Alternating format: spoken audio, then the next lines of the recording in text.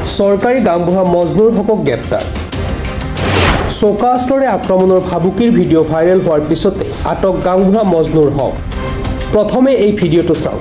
লৈ ফেলাই আছে মোক খেদি আহিছে মাৰবা আহিছে এই ডেগাল লৈ আহিছে জুনা বতা হৈ ফেলে এই জুনা বতা হৈ ফেলাই ডেগাল লৈছে হাতত চাই এই মাৰবা দুও ভায়াকে মাৰবা আহিছে। এইগৰাকী দক্ষিণ কামৰূপৰ মুছলিম হৰপাৰা গাঁৱৰ গাঁওবুঢ়া মজনুৰ হক।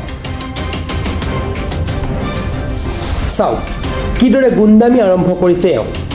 কালি বিজয়নগৰ আৰক্ষী চকীৰ অন্তৰ্গত মুছলিম হৰপাৰা গাঁৱৰ গাঁওবুঢ়া মজনুৰ হকে ওচৰ চুবুৰীয়াক ভাবুকি দিয়াৰ অপৰাধত বিজয়নগৰ আৰক্ষীয়ে আটক কৰে গাঁওবুঢ়া মজনুৰ হকক।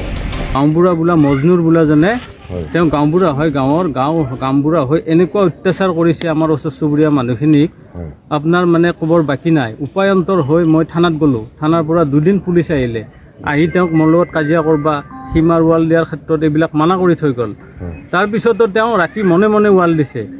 মই নথকা অৱস্থাত মিছেছে সুধিব গৈছিলে যে ইয়াতে মানুহ নোহোৱা অৱস্থাত কিয় কৰি আছে, থানাৰ উচি আহি মানা কৰি থৈ গৈছে। তাৰপিছতো তাৰমানে কি কৰিছে, তেওঁ ৰাতি আন্ধাৰৰ সুযোগ লৈ পেলাই তাতে ৰাতি ৱালৰ পোষ্ট পুতিছে। তাৰপিছত ৰাইজৰ সাক্ষাতত মই সেই পোষ্টকেইটা ছাইড কৰি দিছোঁ। তাৰপিছত মিছেছ মই নোহোৱা অৱস্থাত তেওঁ আহি মিছেছক তাৰমানে 2 ভায়াক লগ লাগি একদম হাতত চকা অস্ত্ৰ লৈ আহিছে। আহি মোৰ মিছেছক সীমাৰ পৰা কাটিব দৌৰাইছে। কোনোমতে আহি মোৰ মিছেছে বিল্ডিঙৰ ওপৰ পাইছে আহি পেলাই। এনেকুৱা অত্যাচাৰ। মোৰ ওচৰত এঘৰ মানুহ আছে, তেওঁলোকৰ তাতে সেই মাদ্ৰাছাৰ পচা পানী, লেট্ৰিনৰ পানী, এই গৰুৰ হাড্ডি, এই মাইকী মানুহৰ এইবিলাক যে আপোনাৰ এইবিলাক পেলাই তাৰমানে মানুহ ঘৰক একদম ব্যতিগ্ৰস্ত কৰি পেলাইছে। উপায়ন্তৰ হয় তেওঁলোকৰ থানাত গৈছে যে এনেকুৱা হিটলাৰী শাসন চলি আছে, সি বোলে কোনেও একো কৰিব নোৱাৰে, কাকো চিনি নাপায়। তাৰমানে সি এনেকুৱা ক্ষমতাৰ মানে অপপ্ৰয়োগ কৰি আছে এজন গাঁওবুঢ়া হৈ পেলাই। কিমান দিনৰ পৰা মোটামুটি 4-5 বছৰ ধৰি পেলাই এইজনী বাইদেউ আছে, বাইদেউজনীৰ মাটি নিজৰ নামৰ মাটি ম্যাদী পাট্টাৰ মাটি তেওঁ দখল কৰি লৈ আছে। বাইদেউক বিচাৰি আহিলে মাৰিম কাটিম বুলি ধমকি দি মানে অশ্লীল ভাষাৰে গালি গালাজ কৰি পঠাই দিয়ে। যিহেতুকে আপোনালোকে এজাহাৰ দিলে, এজাহাৰৰ ভিত্তিত আৰক্ষীয়ে ষ্টেপ লৈছে। ভাল পাইছোঁ, আৰক্ষী প্ৰশাসনক মই ধন্যবাদ দিছোঁ।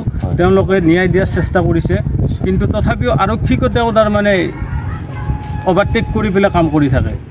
উপায়ন্তৰ হয় আৰক্ষী যোৱাকালি গাঁওবুঢ়াক এৰেষ্ট কৰি চালান দিছে। প্ৰাপ্ত বাতৰি অনুসৰি মজনুৰ হক আৰু তেওঁৰ ভাতৃ আব্দুল লতিফে দীৰ্ঘদিন ধৰি একে গাঁৱৰে ফজলুল হক আৰু তেওঁৰ পৰিয়ালক সীমা বিবাদক কেন্দ্ৰ কৰি আহিছিল নিৰ্যাতন। যোৱা ৰবিবাৰে গাঁওবুঢ়া মজনুৰ হক আৰু তেওঁৰ ভাতৃয়ে মিলি ফজলুল হকৰ গৃহত আক্ৰমণ কৰাৰ লক্ষ্যৰে হাতত বিভিন্ন চকাঅস্ত্ৰলৈ আক্ৰমণ কৰিবলৈ উদ্যত হয়। পিছত ফজলুল হকে উপায়ন্তৰ হৈ বিজয়নগৰ আৰক্ষীত এজাহাৰ দাখিল কৰে।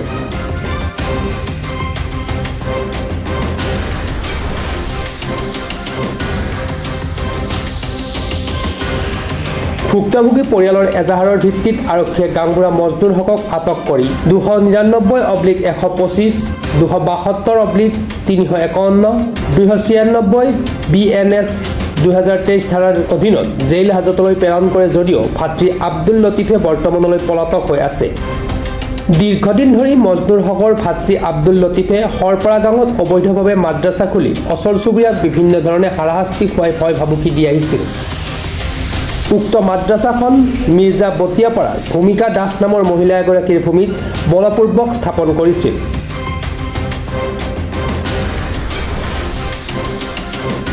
এই ক্ষেত্ৰত ভূমিকা দাসে ইতিমধ্যে আৰক্ষী আৰু পলাশবাৰী ৰাজচক্ৰ বিষয়াৰ কাৰ্যালয়ত অভিযোগ দাখিল কৰিছে। আমাৰ যিখন তেওঁলোকে মাদ্ৰাছা খুলি লৈছে বলপূৰ্বক, এতিয়া আমাৰ হৰপাৰা ৰাইজগৰুহৰ কোনো সহযোগ নাই। তেওঁলোকে নিজৰ মৈমতালি হিচাপে কৰিয়ে মানে চলাই আছে মাদ্ৰাছাখন। প্লাছ এই মিয়া কিছুমান আনি লৈছে, তাতে তাৰমানে বিভিন্ন অনৈতিক শিক্ষা দিয়া আমাৰ পৰিলক্ষিত হৈছে, যাৰ ফলত ছোৱালীকেইজনী আমাক মাৰিব আহে। ছাত্ৰ ছাত্ৰী আৰু কেতিয়াবা কাজিয়া কৰিব আহে নেকি, এইবিলাক শিক্ষা দিয়া হৈছে তাত। আৰু ইয়াত ৰাইজৰ কোনো সহযোগ নাই। এই ক্ষেত্ৰত ৰাইজে এইখন ধ্বংস কৰাৰ কাৰণে বহুত চেষ্টা চলাই আছে। আমাৰ যিমান এই অঞ্চলৰ মুছলিম গাঁও আছে, প্ৰত্যেক গাঁৱলৈ অলৰেডি ৰাইজে চিঠি প্ৰেৰণ কৰিছে এইটোৰ ওপৰত ব্যৱস্থা লোৱাৰ কাৰণে।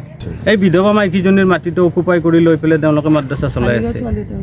এই অলপতে এজনী হালিগাঁও ছোৱালীক তেওঁলোকে কাপোৰ খুলি মাৰ ধৰ কৰি পেলাই এনেকুৱাকৈ অত্যাচাৰ কৰিছে। ৰাতি 12টা বজাত ৱাল পাৰ হৈ পলাই গৈছে। News desk report, Pratah Time digital.